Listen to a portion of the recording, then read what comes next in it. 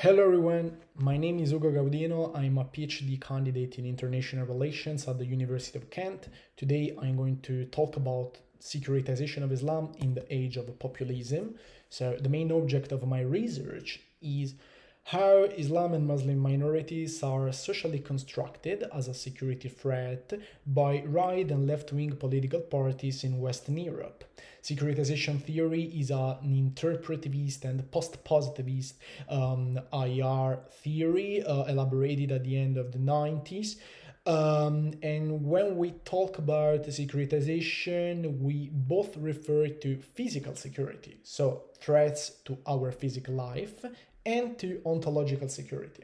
So, ideas, norms, traditions, and way of life which are jeopardized by a security threat.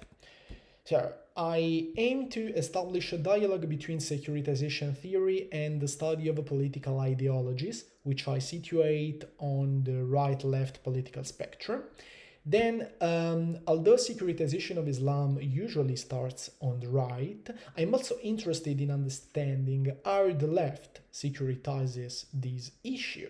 This question has been marginalized in the field. And finally, I also want to focus on how both parties translate each other's ideological repertoire. So, by translation, I mean first of all a linguistic process, of course, an intra-linguistic translation. So I will not talk about interlinguistic translation from one language to another. I'm talking about the same country and the same language. So Muslims are described as incompatible on the right wing with Christianity, European civilization, nationalism, and so on. On the left wing with secularism, gender, LGBTQ equality, freedom of speech, and so on. Translation can also be rhetorical when we talk about the use of a populist jargon on the right and of a different vocabulary, more technocratic, more expert-led on the left. And translation can also be non-linguistic when we understand it as a kind of translation of a discourse into a practice or a policy. So, my main argument is that when it comes from the right to the left, translation happens more in the policy making than in discourses, while on the other way around, from the left to the right, translation happens more in the discourses, in the appropriation of some kind of tropes from the left to the right, while it fails in policy making.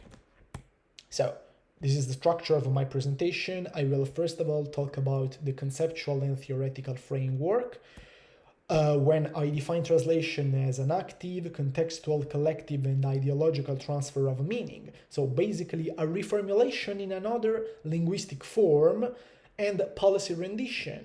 Linguistically, Muslims threat our Christian way of life, becomes Muslim threat our values such as gender equality. So from the right to the left, okay? Two caveats should be borne in mind. First of all, I understand translation as an active process, but this doesn't mean that some policymakers passively imitate others' discourses just for an electoral calculus, so not anymore for ideological reasons. Then the second caveat is related to the fact that although translation should be approved by a collective group, and I'm talking about the electorate of a political party, the role of individual leadership in setting a new path, in following a new avenue, can be really important, can be pivotal. Let's think about Marine Le Pen, who started to appropriate some and to translate some progressive themes, such as gender and LGBTQ rights. And in this case, she actually followed a new path, different from her father's one. So that's what I mean by individual leadership in translation of a security language. So I use the right-left cleavage to talk about the translation of a security language, but I fully acknowledge that scholars started also to use other kind of dichotomies, for instance, libertarian, authoritarian. But I think that right and left can still tell us a lot about how conservative and progressive parties securitize foreigners, securitize Islam, and in this case I follow Norberto Bobbio in his conceptualization of the right as more focused on human differences and the left as more emphasizing the potential for human equalities. So, I also have to stress that I use ideology not in a Marxist way, so without any negative stigma. I use it as a form of political thought. In terms of levels of analysis, in securitization, we move on three levels. First of all, the context, which is the context of Islamophobia, really widespread in the Western world today, but I will talk more about the other two levels. So, firstly, let's talk about the agents. The units of analysis of this research are political parties. Political parties are at the very same time the actors and the audiences of securitization. So they create the discourse, but at the same time they also have to receive it, rejecting or approving it. Let's think about the parliament, the parliamentary discussions, for instance. So, how does translation circulate?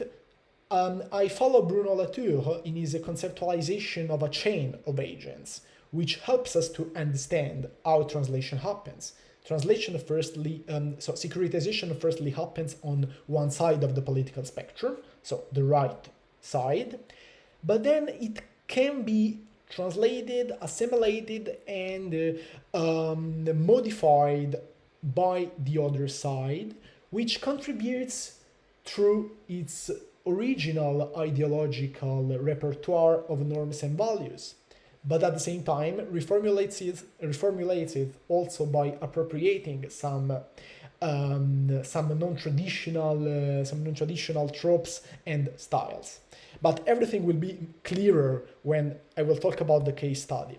So, I said that I have to start from the far right because extreme right movements and radical right parties are the most energetic agents to vocalize Muslim incompatibility with Western civilization, the most violent. Let's also think about white supremacist terrorism against some Muslim minorities. I follow Kazmudde, and so I interpret radical right parties as based on three features: nativism, authoritarianism, and populism. And I argue that nativism and authoritarianism are translated by the left, but this does not happen for populism, as we will see later. So the main ideological drivers of the far right, such as cultural neo-racism, defense of Christianity, Orientalism, are extremely important to understand why we should start from here. But at the same time, let's also think about secularism and liberalism, which are typically associated with left progressive actors, but at the same time today they are the more and more frequently translated by radical right parties, as a lot of scholars started to investigate. So, my main case study is Italian politics.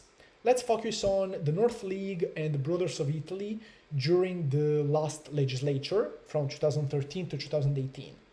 They securitized Islam, first of all, through some really typical right-wing ideological references. For instance, the protection of Christianity or the weaponization of European Christian roots against the edification of mosques, or to justify the prohibition of niqab and the burqa. At the same time, they also proposed to create a national register of imam who should be allowed to lead the prayers only in Italian. And this kind of cooptation was declared unconstitutional by the Commission of Constitutional Affairs in the Parliament. So, this is the typical ideological repertoire, but at the same time we can also notice a kind of translated left-wing discourses in other projects of law. For instance, the weaponization of the secularism to disqualify Islamic religious extremism, which was a way to justify the ban to build mosques, or also the ban on burqa and niqab. So, in this project of law of 2018, the North League was really concerned about women when they proposed to ban the burqa and the niqab. But first of all, this kind of a translation of a progressive trope, such as gender equality, is reactionary, is nationalized, is a kind of a gender chauvinism, we can say. Because, first of all, they always prioritize Italian women. And then these women should be protected in their narration just by Muslims, just by foreign people. Basically, they every time they marginalize, they neglect to talk about how women are first of all threatened by Italians, by national citizens. For instance, in the debate or Italian abuses. But this kind of ideological short circuit is also evident in LGBTQ equality debate. We know that the North League and Brothers of Italy considered it as a kind of a gender conspiration, but they will probably use it to disqualify Islam when it talks about when it comes to gay rights. So basically, Western civilization is really advanced in protecting gay rights just when we have to exclude and securitize Muslims. So this is my main method, critical discourse analysis, and in particular discursive historical approach by Ruth Wodak, which helps us to understand the main tropes used by both the radical right and left-wing parties, because I think that this kind of a strategy of a singularization, so describing Western European culture as superior vis-a-vis Islam, is also reproduced in a softer way by left-wing parties. So let's move on, let's try to understand how the Democratic Party securitized Islam when it was in the government. And also, let's try to understand why these two policies, the reform of counterterrorism and the National Pact for an Italian Islam, should be read against the backdrop, first of all, of the securitization of migration, which actually the Democratic Party did, following the right-wing propaganda, against the refugee crisis in the Mediterranean and so on, but also against the backdrop of the reform of a citizenship law, from ius sanguinis to the moderate ius soli. So, first of all, reform of counterterrorism. It can be considered as a softer way to securitize Islam because, according to some critical Italian scholars, it is based on a really wide and indeterminate expansion of criminal preventive and repressive instruments. So it's not a state of exception, as in France, but anyway, it can be hijacked also against some political dissidents, or basically against everyone who is believed to prepare a kind of a terrorist attack. But I mean, the basis of this law have been considered as kind of fragile. But at the same time, at least the right wing did not translate the Islamophobic jargon of Brothers of Italy and the North League, because the Democratic Party did not criminalize the apology of Sharia, of Islamic radicalism, and so on, which would have been a limitation to religious freedom, because there are a lot of ultra-conservative Muslims who actually believe in these conservative principles without being violent. Then let's have a look at the National Pact for an Italian Islam. So this was supposed to be the first step to finally recognize Islam as an official religion of Italy, justified through secularism and gender equality, so progressive themes, but at the same time, one of the main items of the pact was security. We can see that there is this kind of a trade-off. I give you integration, but you should help us in security issues, to contrast religious radicalization. So basically, Muslims were invited to help the Italian Minister of Interior to find out who are the radicals. And we can see that there is this kind of law and order theme, the law and order discourse, which is typically associated with right-wing parties. And also we should focus on this formulation of religious radicalization, which creates a kind of racialized community of hyper-religious Muslims, which should be disciplined by the Italian state and secularized. But I'm running out of time, so I have to move on to the conclusion. Let's also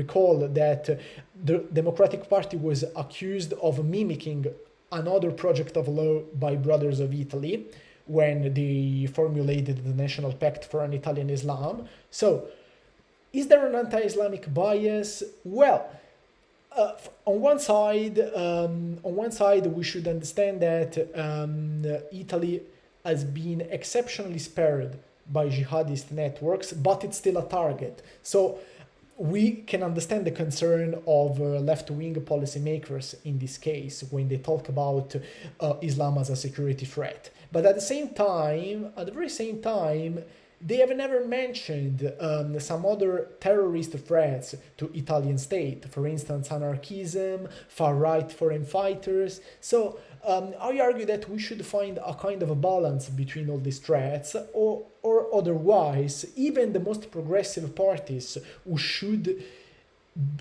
are believed to be desecuritizing actors because they believe in progressive values and so on, they risk to fall in the Islamophobia radicalization trap, by which scholars mean the more you seem to be Islamophobic, the more you prioritize Islam, and the more you risk to to create radicalization of Muslim minorities. So finally, I repeated main contributions here, and I invite you to consider this difference between securitization on the right and on the left. The right aims to erase the presence of Muslims, while the left makes it in a softer version, so by converting to its values and by co-opting. And at the same time, when we consider the right-wing populism and security, we should focus on this kind of a translation of progressive slogans by the right and of law and order policy making by the left. Where is populism here? Populism should be understood as a kind of a thin ideology which moves on two axes. So on a vertical axis and on a horizontal axis, and it strongly overlaps with the nationalist language. So that's why, in my opinion, the left tries to avoid using this kind of a style and securitizes in a more expert-led vocabulary. So thank you very much, and this is the end of the presentation.